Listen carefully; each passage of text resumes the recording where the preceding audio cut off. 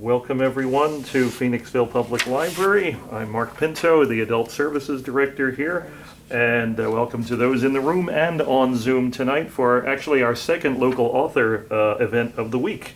Tonight we have with us Mary Ellen Miller. She's a registered nurse with over 30 years experience as a nurse educator, and tonight she talks about her new book about a term she coined, non-grandparent. These are people who deeply desire to be grandparents but don't reach this life milestone. So here to present her book, please welcome Dr. Mary Ellen Miller. Thank you so much, Mark. I want to thank everyone who's here virtually tonight with us, and then the audience here at the library, because I know you have very busy schedules, you have things you need to get done and accomplished, and the fact that you took time out for me is just very heartwarming. Mark did mention the term non-grandparent. My book is called Secret Sorrow, Grieving and Healing as a Non-Grandparent in a Grandparenting World. And it was an 8-year labor of love for me to write this. It wasn't written hastily, it wasn't written overnight. As a nurse educator, I believe you really have to use ethical and empirical, reliable sources. So there's over 60 citations in this book too, that you could actually go and resource if you wanted additional information.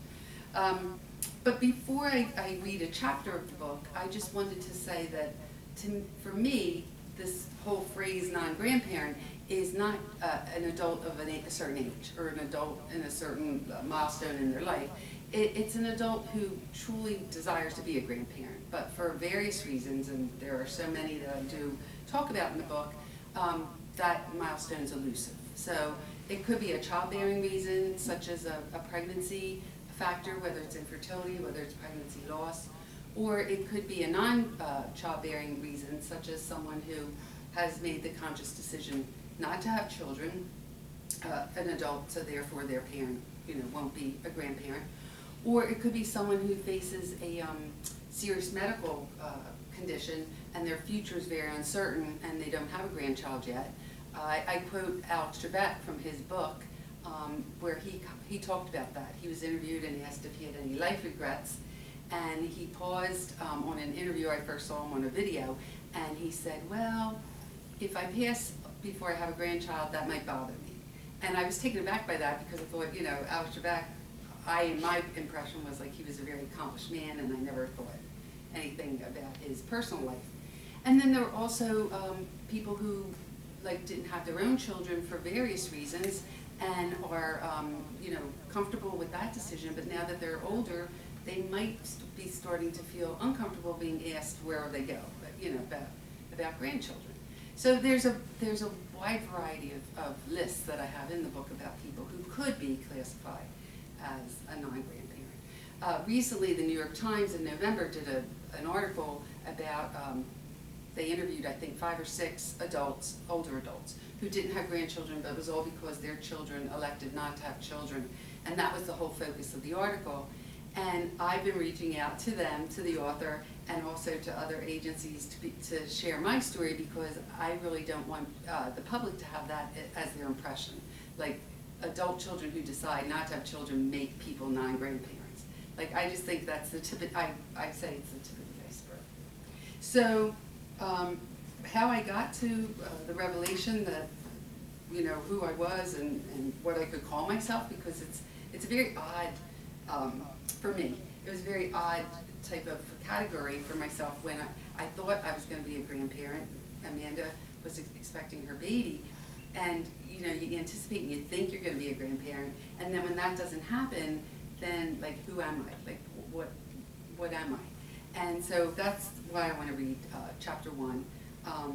Each of my chapters has a little quote at the beginning of it that kind of gives you a little gist of what the chapter's all about. So chapter 1's called My Aha Moment, My Non-Grandparent Revelation. And I took the quote that you all might know from the Beatles, but it's actually written by a man named Alan Saunders. Life is what happens to us when we are making other plans. You may wonder what you mean by non-grandparent. I came up with the term non-grandparent to provide validation to myself and others by giving a name to someone who deeply desires to be a grandparent but has not experienced this life milestone.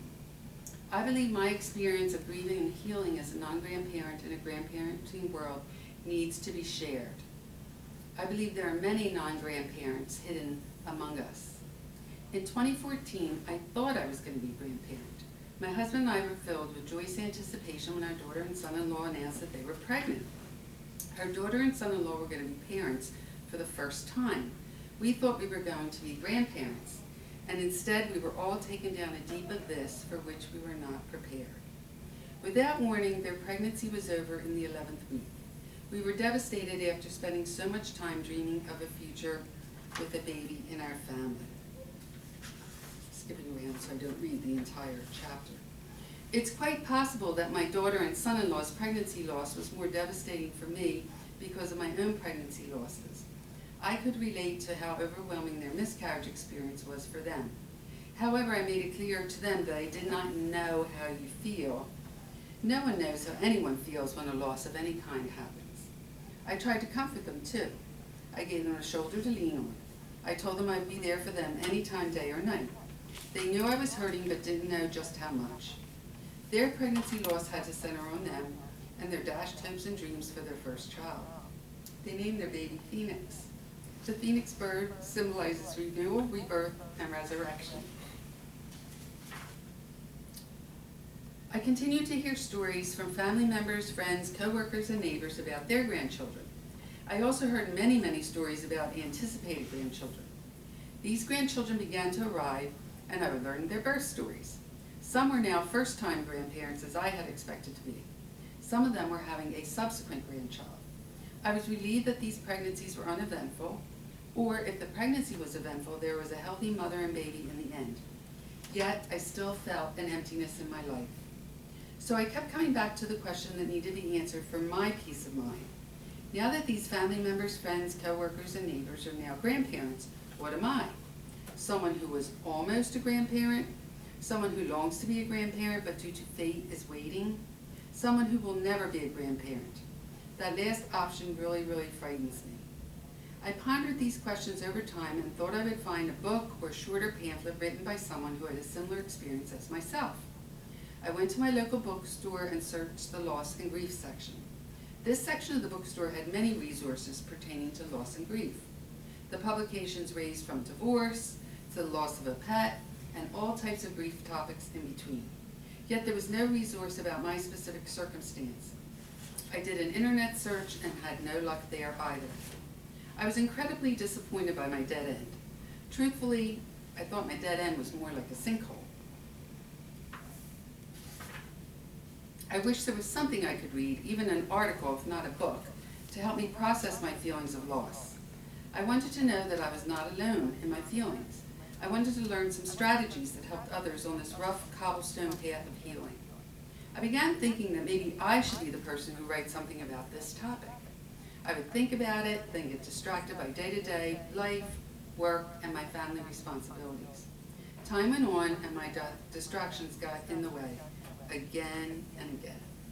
Surprisingly, I experienced a tipping point that gave me the push I needed.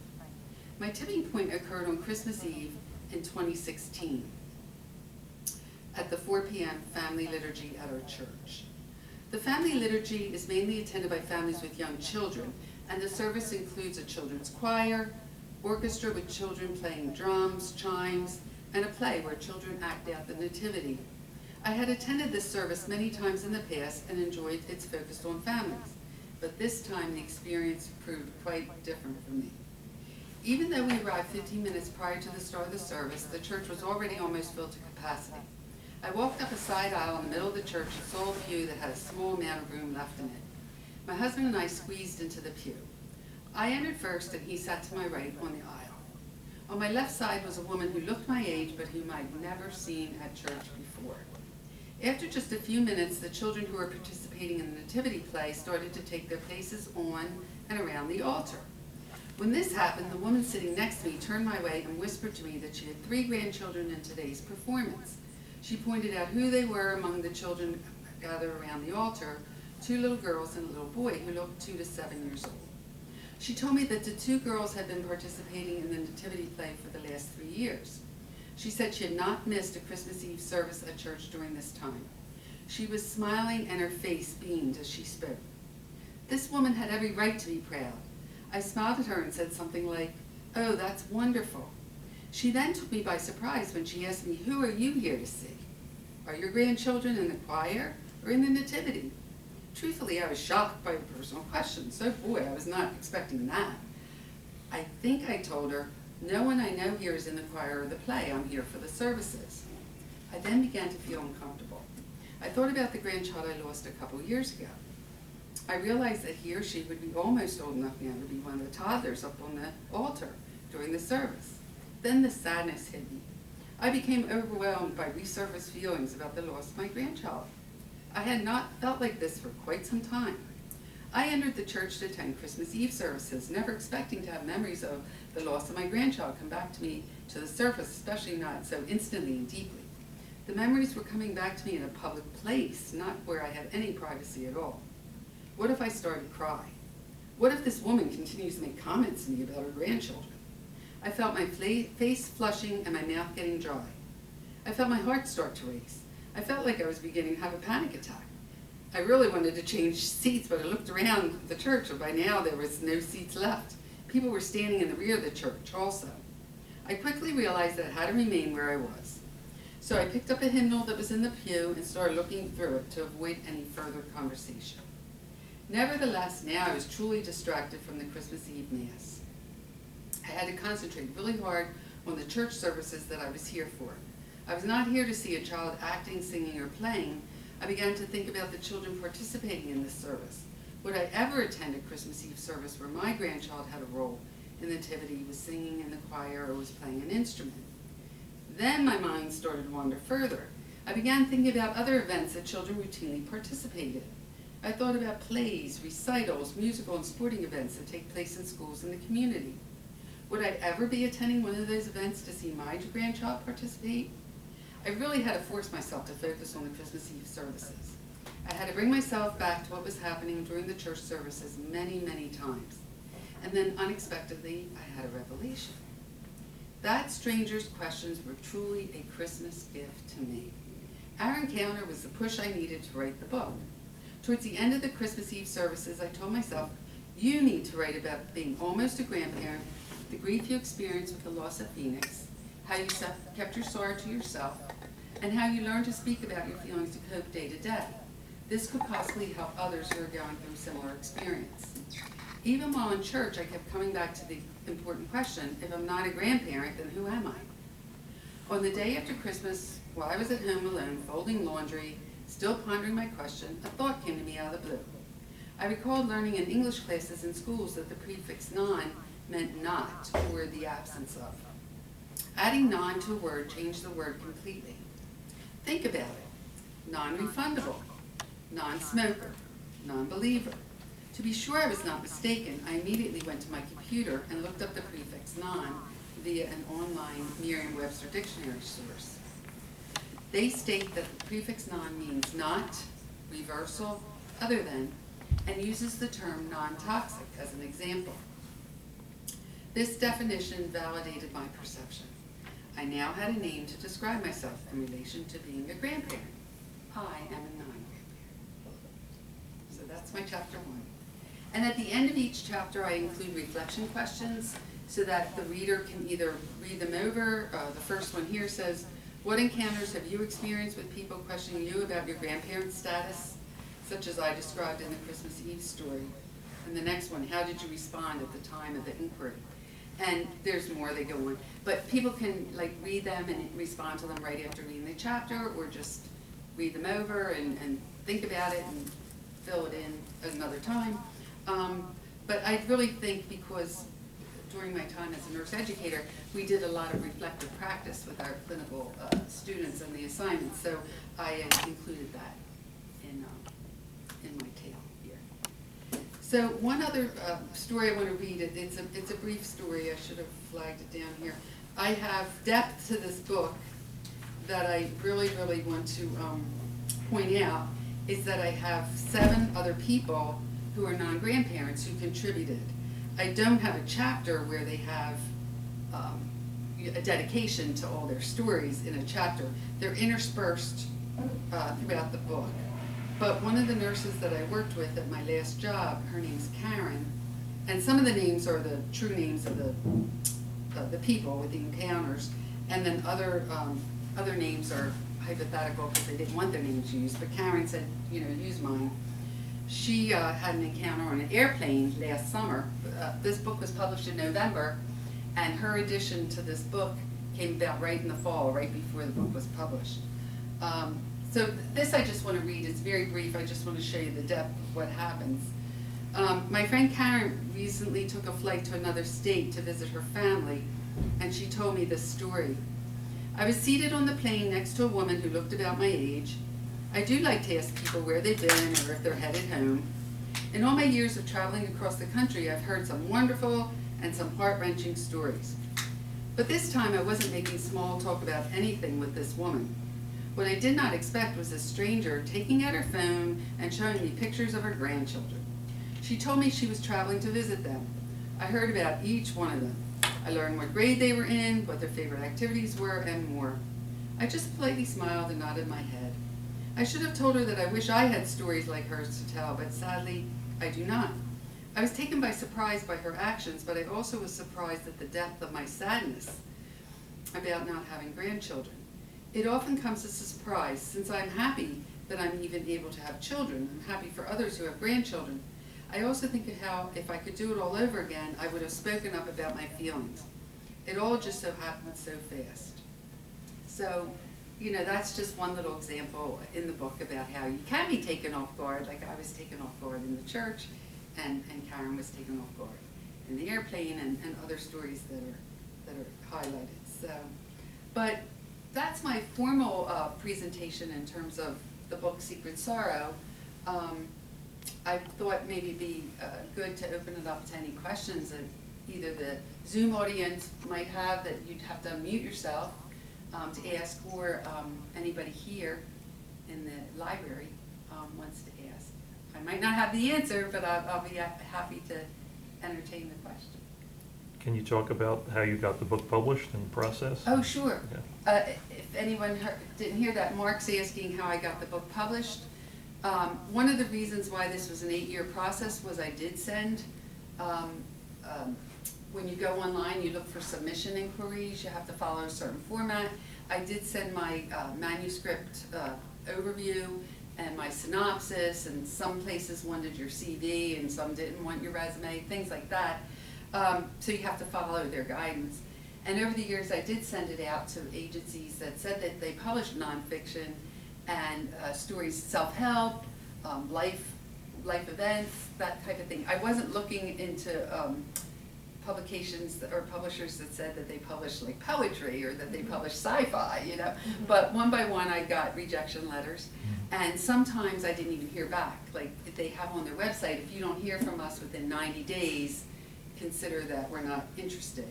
So I heard about the book is published by Inner Peace Press from Wisconsin, and it's a wonderful publishing company because that's really the main mission of their organization, is all increasing self-awareness, being books that reveal life stories so that you can help others feel like they're not alone or that they're not walking a path solo. And I was very happy. I was introduced to the publisher by my daughter, who runs a podcast with another gentleman. They both have, my daughter had a concussion, and her co-host on the podcast had a traumatic brain injury from a serious accident. And they have been doing this podcast now for over a year. But they interviewed a woman on their podcast, Amber Lurit, who wrote a book called Invisible. And the reason she titled her book Invisible was, if you ever met Amber and you saw her or you talked to her, you would think she was just like you. I mean, she's like an average Joe, kind of, pardon the name, but an average woman. But here, because she had her traumatic brain injury, she has so many different things going on with her, that she has her good days still after all these years, her bad days, days where she has such serious headaches that she can't even be awake after 3 o'clock, 4 o'clock in the afternoon. She has to go to bed. And Amber was a working nurse, I believe psychiatric, but she was a nurse, and she can't work as a nurse nowadays because of how traumatic her brain injury was.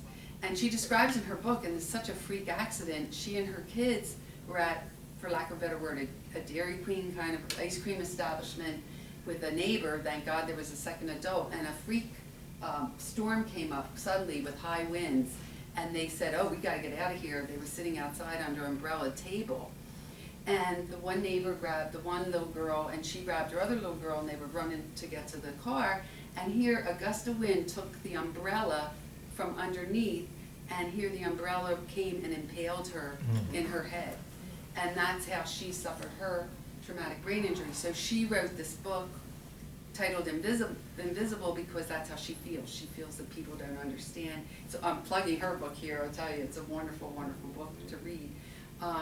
So to raise self-awareness and self-help. So Inner Peace Press publishes those types of books, Mark. And I'm forever grateful. Heather Fealty is the owner and the publisher, and she was just a wonderful mentor to me to get my book from my computer to, like, you know, reality.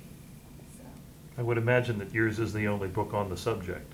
Yes, it is. Yeah. And if you Google search or do an internet search on Non-Grandparent, the only thing that comes up is 2 articles that I wrote for Loss and Grief journals and an article that was published in the Philadelphia Inquirer.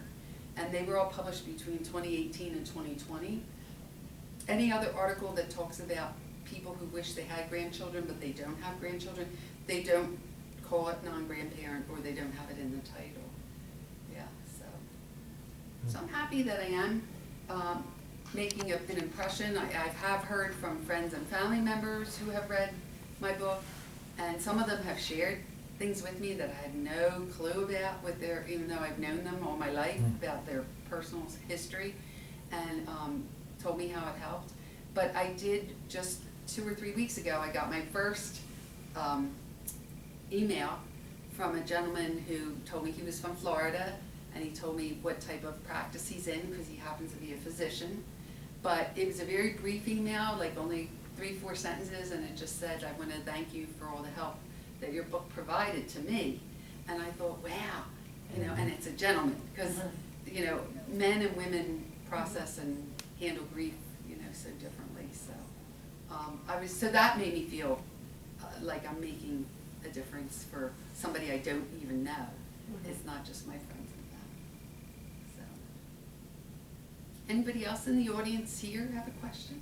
I just want to say, I was in Marshall's a couple of days ago, and these 2 women were talking about how they're not grandparents together. And the one was saying, these kids down, they don't want to have kids. And I didn't say anything. I was saying, well, the world's pretty bad right now, but whatever.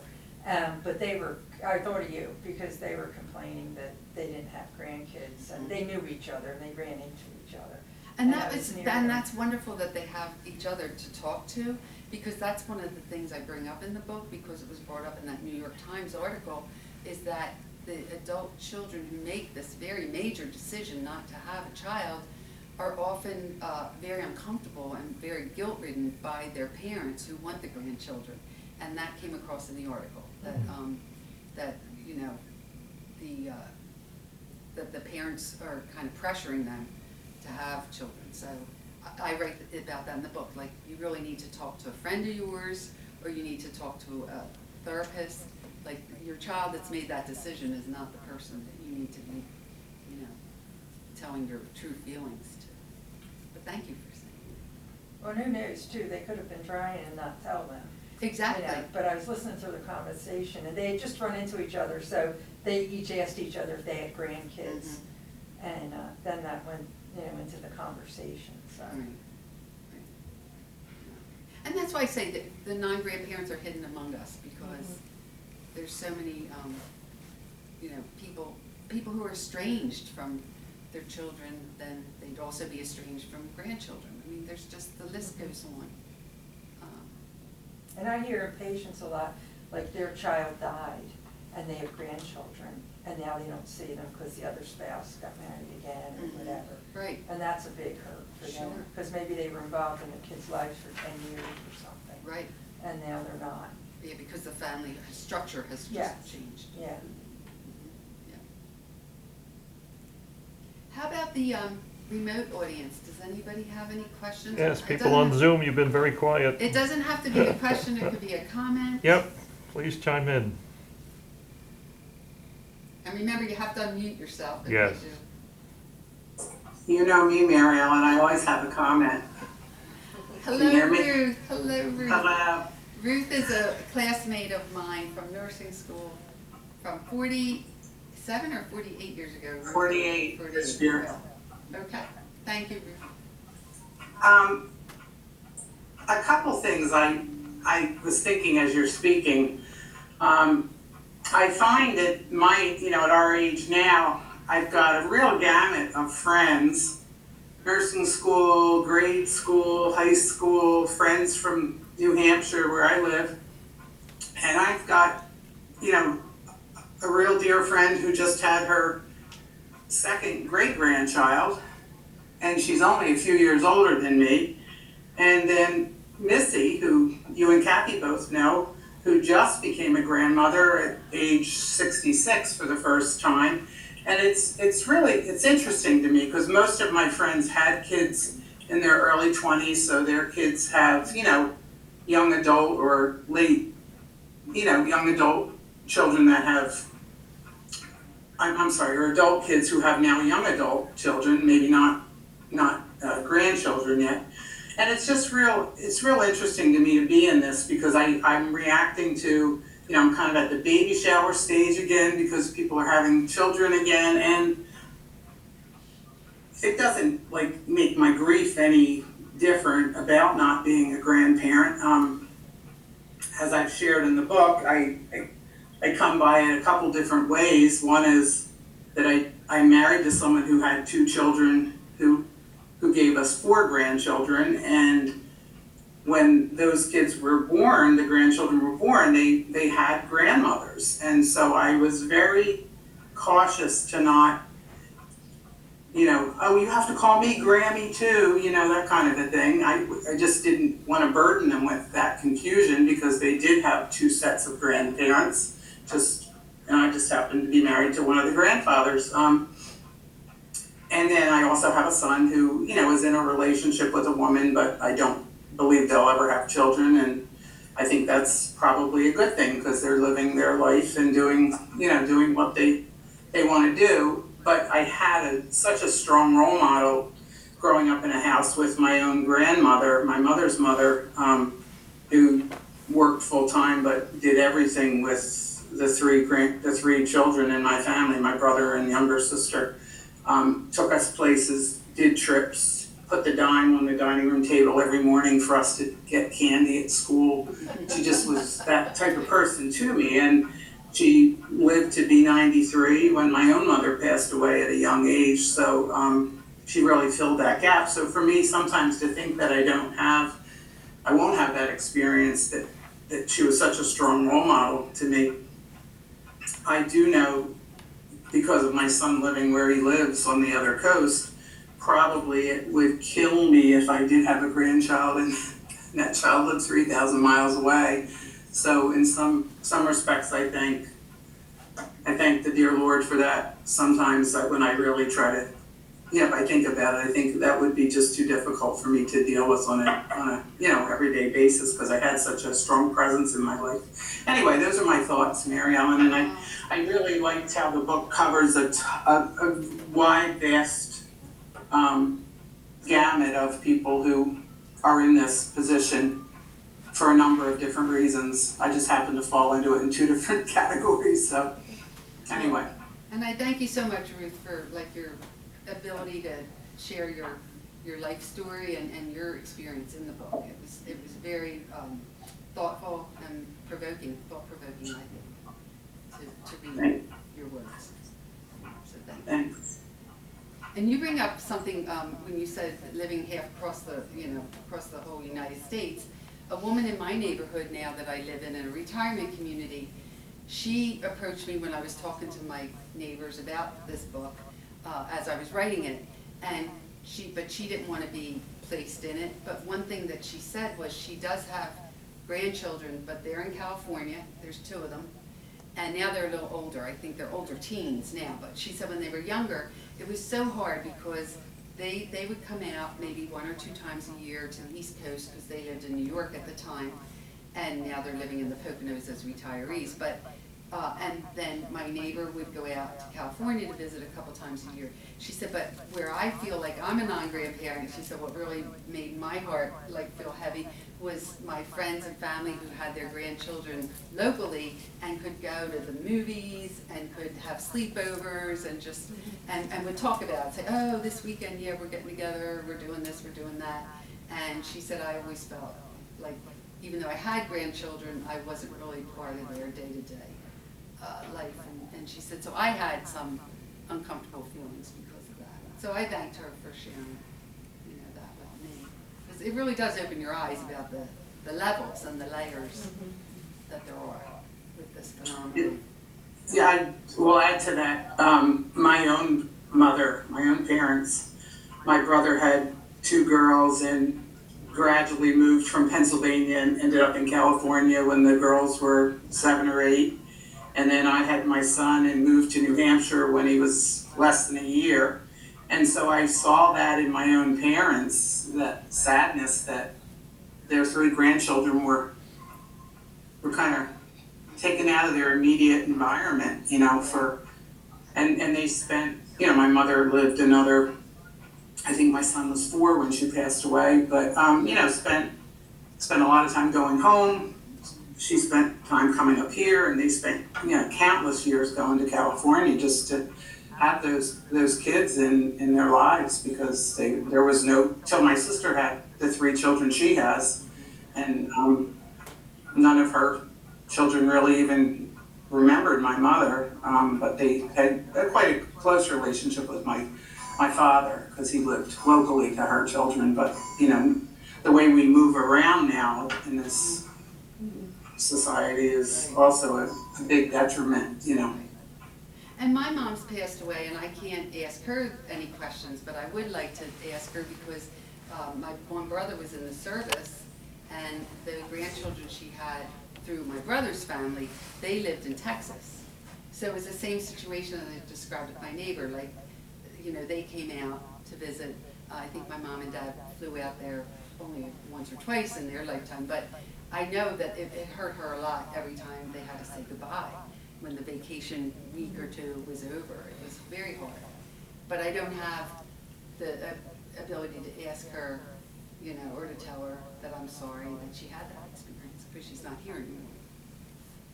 So, but she kept that, like the title of the book, Secret Sorrow, like she really didn't discuss that. We knew she was sad when the grandchildren left, but it wasn't something that you then sat down over a cup of tea and said, like, you want to talk about it, Mom, I want to process it a little. It just wasn't done. So that's what I'm hoping this does, open avenues for conversation and dialogue within friends and within families. Comment from Jean on Zoom. I'm not able to unmute, but want to thank you for your book and for your sensitivity for those of us who can't have children and can't produce a grandchild for our parents. Oh, well, thank you, Jean. I really, my heart hurts for any, situation that you're going through personally. Thank you for your comment. Anybody else in the Zoom audience have a comment or a question? I have a question. I haven't had a chance to read the book yet, but do you address in the book, for instance, how other people, like for instance, maybe your husband, reacts or feels about the loss as well, like how different from you? Mm-hmm. I do talk about that, but very briefly, about how men and women grieve differently and express their feelings. And a little aside, and he knows, I've said this in front of him sitting in an audience, so he knows. When I was asking people, like, to contribute, I do have one gentleman, Tim, in the book, who talks about his feelings. But I asked him twice, like, do you want, because I said, it's going to press. I said, I can't add you in after, and he was like, you know me, I keep my feelings to myself. And I'm like, yeah, I know you do. That's how he puts up that, Yes. And so many men do. Yeah. Okay. But I do have an appendix. The last chapter is self-care, which I think is so important for everybody, no matter what your grieving situation is. And so I have different strategies that work for me for self-care and different strategies to suggest to people to try for self-care. But my final piece of the book, which I call an appendix, is tips for family and friends. And it's, you know, how to break the ice, how to talk to people now that you know about this phenomenon, and, you know, just little suggestions that might be helpful. But I do bring up in other chapters, like communication strategies, like how I finally felt comfortable enough to talk about my feelings. And I also say that I don't think I would have had so much sadness, or I would have kept things to myself for so long if I would have found the help of a therapist. Or grief counselor even. Like, I just felt like I could do it on my own. And then I had so many good days. I mean, I had so many days where I didn't think about it, or I wasn't sad. But then when you'd hear about somebody expecting another grandchild, or somebody posting all these pictures on social media of their grandchildren, you know, it was, then the, you know, feelings would resurface and it'd be hard. So I do also say in the end of the book, when I talk about my life now and the afterwards, that we're like elated that our daughter and son-in-law adopted a young girl, and that we are grandparents, but that doesn't take away all those years that we were non-grandparents. And I equate it to, like, if somebody has an infertility history and really desires to really have a pregnancy, and then finally, after however many years, they do have a successful pregnancy, or they adopt a child and have a family of their own, that it doesn't negate all those years, you know, their sadness, and they can remember what it was like, you know, maybe not to be included in a certain gathering in the neighborhood because it was all the women that had a child, or, you know, to get those invitations to the baby showers where you really don't want to go. So I feel like, and when I started writing the book, I was still a non-grandparent. I wasn't with our beautiful granddaughter yet. So it's just important. I wanted to disclose that at the end of the book, that I do have a grandchild now, but that all the meat of everything that's in here comes from my days where I wasn't a grandparent. So, yeah. Go ahead. Hi, Mary. Welcome. First of all, I haven't read it, but I'm just so impressed with everything that you've said. You know, this is like along the continuum of women's health issues. So I'm just listening to you, but thinking there's such a place for this, and then, you know, this researcher me is like, you know, we should really dive deeper. So thinking about people who do that kind of work, that's not my thing. But you know, as far as getting kind of the message out, I also like, who are you sharing this with? Because I see like the faith community women's groups, and you know, Yeah. and I also think it goes across all the lifespan. You know what I mean? Like younger women, I think it's good to hear this too. Sure. No, I'm making baby steps now because I would love to do it all at once. One of the suggestions I was given is to just put something on social media about book clubs. Like, do you have a book club? Here's a good book that maybe you want to consider. Senior centers. I did a presentation last month at a senior center that was very well received in my area in Stroudsburg. But I have feelers out to other senior centers. This is my second library presentation. But yes, I think there's a lot of avenues. Yeah. One of the contributors, Tim, and his wife, they live in a 55 and older community, and they moved from the house where they raised their children into this 55 and older community. And as non-grandparents, they said they can't stand weekends. They said weekends is so busy with everybody getting company, and so many of them have the little grandchildren that come visit, that what they do is they make plans to go out and do things on weekends. So they said what I should do is reach out, and I'm going to contact them first for their community room. They said so many 55 and older places have community speakers and community events, and that I should, you know, try that avenue too to see. So there are, you're right, Ruth, there's so many different layers that I could use as an approach. I was interviewed on 2 separate podcasts.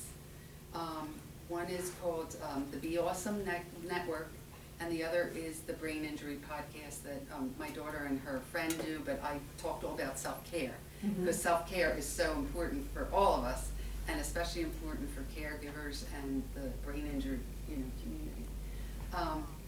So that kind of thing But if anybody has any contacts, I would love to hear, like if you know of somebody who does invite speakers to come in, or if you know of a podcaster that where I would fit, maybe because they discuss loss and grief or whatever, I'd love to hear from anybody that wants to give me. I wonder if your mom's read my mom's book. Whose mom? That's Oh, Ashley, you're not muted, Ash. Oh, sorry, I thought I was muted.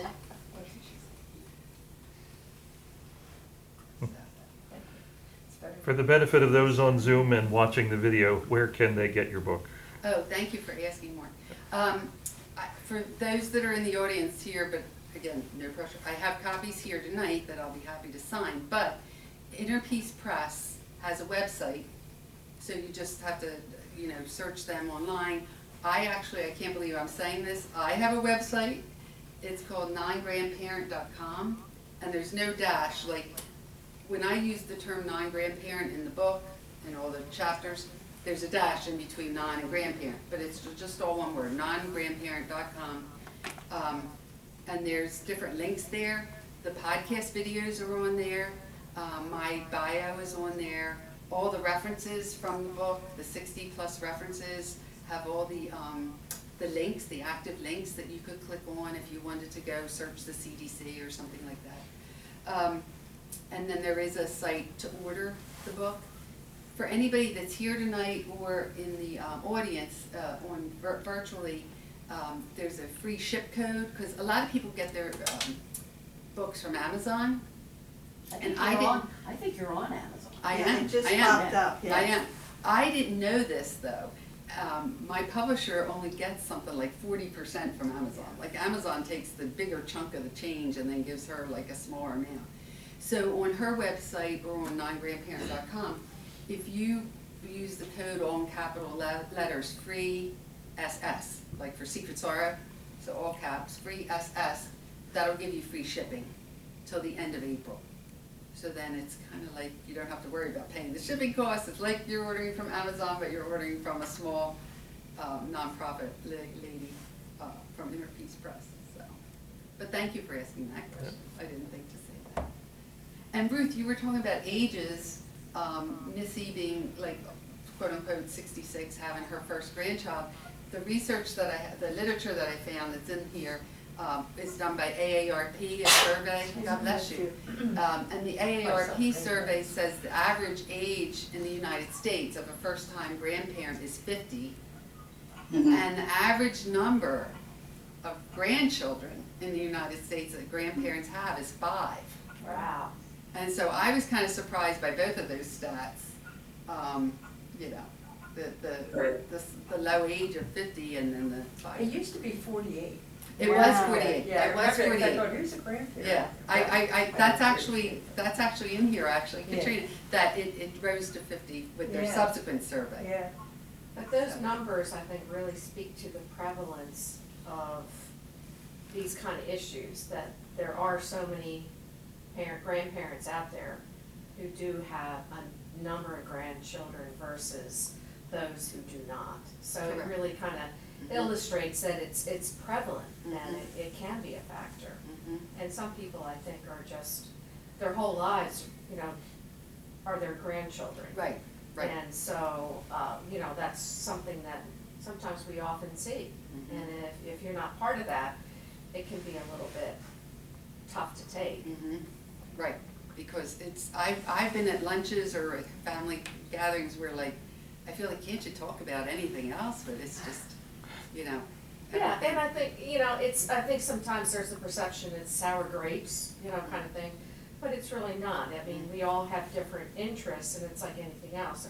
If you were just to talk about, gardening for 3 hours, you get sick and tired of that too. Right, exactly. So, but it's interesting when you really look at the data. It just reinforces where this whole issue or this whole, I think, understanding of being a non-grandparent, why it's so important to acknowledge that does exist. right, the hidden population. Exactly. Thank you. And I do hear from people all the time, those over 55 communities are very difficult for non-grandparents. because you do home visits Yeah, and you know. and I'm people in that- them a lot, they're Mhm. very difficult, I hear that concern a lot, or, you know, upset, everybody has grandkids, but we don't, or. So maybe that should be one of my priority Yes, groups, it should is be, to look reach into out to. an activity Mhm. person, like Mhm. Shenandoah or Mhm. somewhere. Right, And it would sensitize the people who do have Yes. grandchildren. To try to be You a know, little like- more understanding. Right. anything else from the online community, or? Nothing that I have. Well, I just thank again everyone Okay. who attended, whether you're in person or whether you're online. It was Yep. just wonderful to have the opportunity to connect a little bit, and just, one of the things I have on a bookmark is what I have a sign hanging in my house. It says, do one thing every day that makes you happy. So like, that's what I encourage people to do for self-care, like even if you can't take, half an hour out to do some exercise or to do meditation or whatever, if you just do one thing every day, and it doesn't have to be monumental, just something that brings a smile to your face or makes you feel, good inside that you did that, so. Thank you again. Thank you, Mary Ellen. Thank you, Mark. Mary Ellen. Thank you. Thank you. See you in a couple weeks. Thank you, Ruth.